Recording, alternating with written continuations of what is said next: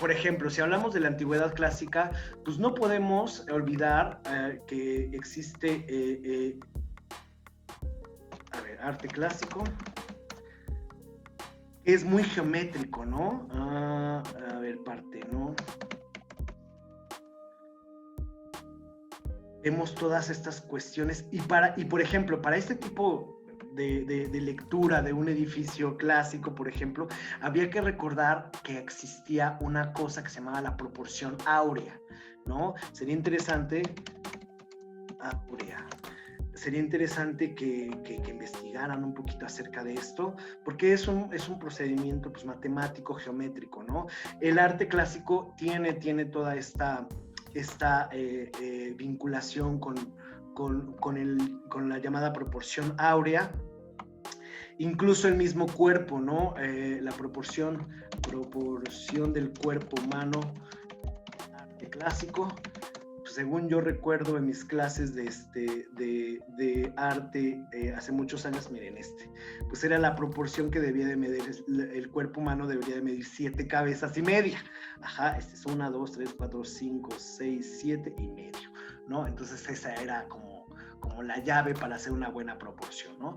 Y bueno, existen otras formas también, u otros métodos para leer el arte, ¿no? Uno de ellos también creo que es importante mencionar es lo que los historiadores del arte llaman atributos, ¿no? Los atributos son aquellas cosas que le son propias a un personaje, sea o no sea de la antigüedad clásica, ¿no? Vamos a empezar con arte clásico. Encontramos, por ejemplo, Hera, diosa, mitología. A Hera, por ejemplo, siempre se le representa. A ver, vamos a encontrar unas imágenes más serias. Esta, por ejemplo, me gusta más. A Hera, uno de los atributos de Hera es el pavo real. Ajá, entonces siempre que ves una señora que está un pavo real ahí, esa es Hera. Siempre, siempre, siempre, ¿no? Porque tiene también una historia que no voy a contar por cuestiones de tiempo, pero que la podemos encontrar también en las metamorfosis de Ovidio. Todo se encuentra en las metamorfosis de Ovidio, todo, casi todo. Entonces, ella tiene que ver algo con los pavos reales y con un monstruo que se llama Argos, aquí está también el pavo real, etc. Mientras que, por ejemplo, a Venus se le representa con palomas o con cisnes o con cosas así, ¿no? Miren, por ejemplo, este grabadito que tiene carita del siglo, pues, un barroco más o menos. Miren, por ejemplo, si lo tenemos aquí, la Venus de las Palomas. Uy, creo que no me la va a dar. Bueno, aquí está. Y aquí están las dos. Aquí está Hera con su carro jalado por pavos reales y Venus por el carro jalado por palomas. Y bueno, finalmente podríamos hablar, siguiendo tu pregunta, de cómo se puede leer el arte. Pues se puede leer de muchas formas, ¿no? Les estoy dando apenas unos tips. Y pues no hay que olvidar que el Renacimiento es muy estricto en estas cuestiones y tenemos un concepto en arte que es el de punto de fuga, ¿no? Que es muy, muy, muy, muy común encontrar en el Renacimiento. Y el punto de fuga es precisamente donde confluyen todas las líneas, porque esto es como matemático, esto sería nuestro punto de fuga. Ajá. Y es ahí a donde se dirige la mirada del receptor, ¿no? Tenemos, por ejemplo, aquí tenemos obras renacentistas, pues acá está el punto de fuga de la famosa escuela de Aristóteles, de la Última Cena, ahí están todos los puntos que están confluyendo y más o menos así se lee este tipo de manifestaciones. Esta es por ejemplo una de las más famosas que si lo encontramos aquí,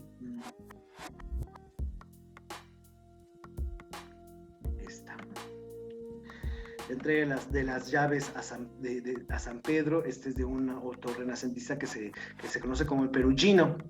Y pues el punto de fuga está aquí, evidentemente, ¿no? Porque están todas las líneas. Si pudiéramos hacer un trazado, aquí está la línea del horizonte, aquí hay una línea perfecta que divide la izquierda de la derecha, y aquí hay un montón de líneas, hasta las traza el propio pintor y hace que sean como baldosas, y todo esto está llegando más o menos por aquí, estaría nuestro punto de fuga. Pues hay diversas maneras en que podemos hacer una lectura del objeto artístico. No sé si tengas alguna otra pregunta, Isaac. Bien, en el caso del arte clásico, me queda claro que hay una relación intrínseca entre la literatura y las representaciones escultóricas y pictóricas que nos llegaron, porque en realidad no pudimos salvar otro tipo de arte, y es el que se encuentra en los museos. Además de las Metamorfosis de Ovidio, ¿qué otro texto podrías recomendarnos para encontrar los mitos que ya están representados? Híjole, pues es que les voy a recomendar lo que a mí me gusta. Entonces, y bueno, no sé, mis alumnos saben perfectamente que yo soy un fan número uno del texto que prácticamente hace que Roma nazca como imperio, ¿no? Y es la Eneida, es un texto maravilloso, tú lo conoces perfectamente. En resumen, la Eneida nos cuenta la salida de un príncipe troyano, nos cuenta, todos conocemos el mito de Troya, todos hemos visto las películas de Troya y las series de Troya, que siguen vendiendo finalmente, ¿no? Lo cual me parece excelente. Y a mí me encanta porque Troya se encuentra, por ejemplo, hasta en los refranes de las tías, y va a arder Troya. Ándale. Es un referente que todavía está dentro de la cultura. Totalmente, es un referente que ahí está, y eso es bastante interesante porque ni siquiera sabemos si realmente Troya existió, ¿no? Hay autores que dicen que sí, hay autores que dicen no lo vamos a saber nosotros. Pero bueno, el caso es que esta obra se llama Eneida, y la Eneida le escribe un autor que seguramente a aquellos que no son propiamente de letras, pues lo han escuchado porque es uno de nuestros autores clásicos en Occidente, que es Virgilio. Virgilio, el mismo Virgilio que va a acompañar mucho tiempo después pues no, ni más ni menos que 1500 años después, a Dante Alighieri en el infierno, es el mismo. Y bueno, lo que nos cuenta la Eneida es la huida de este príncipe troyano que se llama Eneas, porque tiene la misión de fundar la nueva Troya. En esta imagen, por ejemplo, vemos cómo Eneas está saliendo. Esta es una pintura, pues veamos, es más o menos ya barroca, tiene la estética un poquito del barroco. Vean, por ejemplo, todas las manos, ¿no? Los cuerpos, ¿no? Estas líneas, que así es mucho el barroco, muy de líneas curvas, muy de laberintos, etcétera, ¿no? Entonces aquí está saliendo Eneas cargando a su padre Anquises con su hijo que se llama Ascanio o Julio. De ahí va a salir toda la familia Julia, ¿no? Y pues tenemos aquí a su esposa, ¿no? Y Eneas es el encargado de llegar a Troya, pero pues se le atraviesa por X o Y cuestión, pues el amor. Un amor fatídico, que es el amor que tiene con Dido, una reina de un lugar que se llama Cartago, que está en África. Y pues esto termina en una tragedia, porque la mujer, el hombre pues se tiene que ir a fundar su nueva Troya, no se puede quedar ahí, y pues Dido se termina suicidándose, ¿no? Hay muchísimas obras artísticas, tanto plásticas como incluso musicales, ¿no? Tenemos, por ejemplo, ahí a Purcell, que tiene una obra operística. Aquí está, por ejemplo, este suicidio de Dido, ¿no? Pues ese es como una gran fuente de mitología clásica, de mitología grecorromana. Y bueno, en cuanto a otros textos, pues está la Biblioteca de Apolodoro. No sé, pues hay otros textos más. Bien.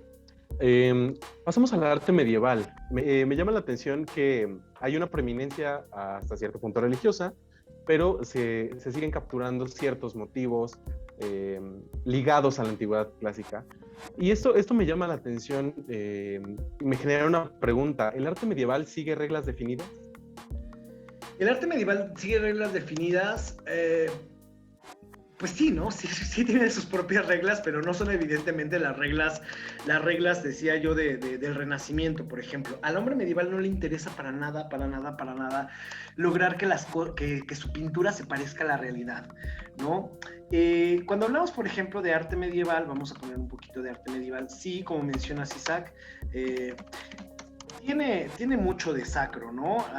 Hay que recordar que no lo podemos negar, pues la vida eclesiástica está pues bastante fuerte en la Edad Media, pero no nada más es eso, ¿no?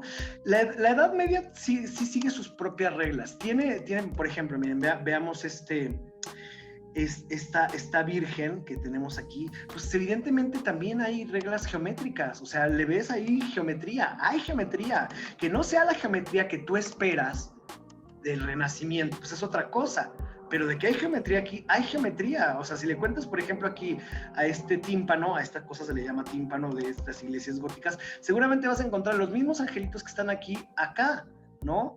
Pero decía yo a propósito de esta imagen, pues que no es más bien una cuestión ontológica. Y sí, el arte medieval es bastante interesante porque nos deja un testimonio de cómo se percibía o cómo percibía el hombre su realidad. Miren, por ejemplo, esta imagen que me parece maravillosa.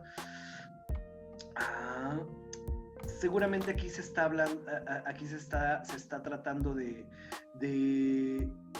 un exorcismo o algo así, porque aquí está saliendo un demonio y sale de la boca de esta mujer, ¿no?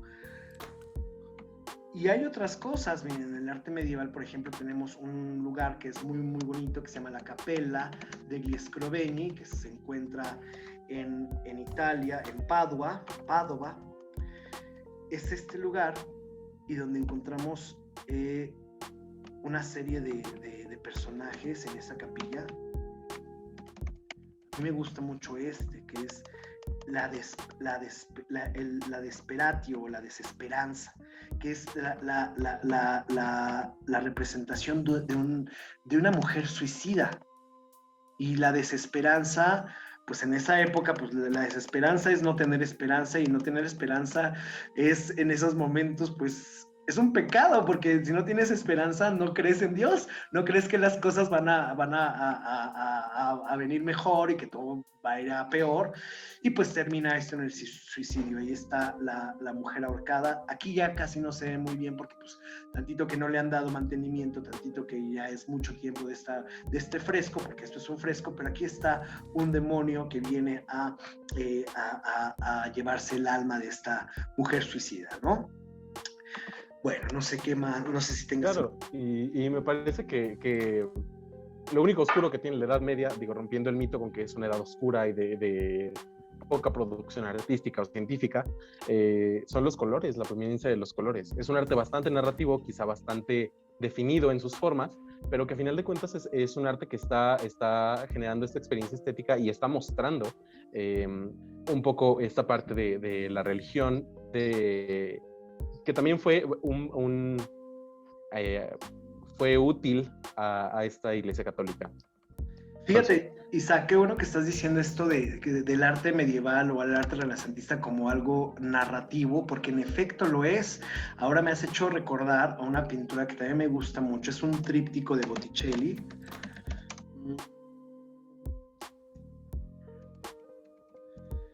Que está basado, a propósito de la gente que estudiamos letras, está basado en un cuentito que aparece en el Decameron, ¿no? Este sí se los voy a contar rapidísimamente.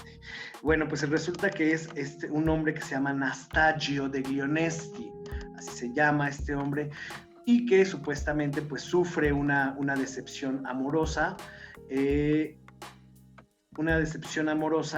y entonces Anastasio degli Onesti se va a vivir al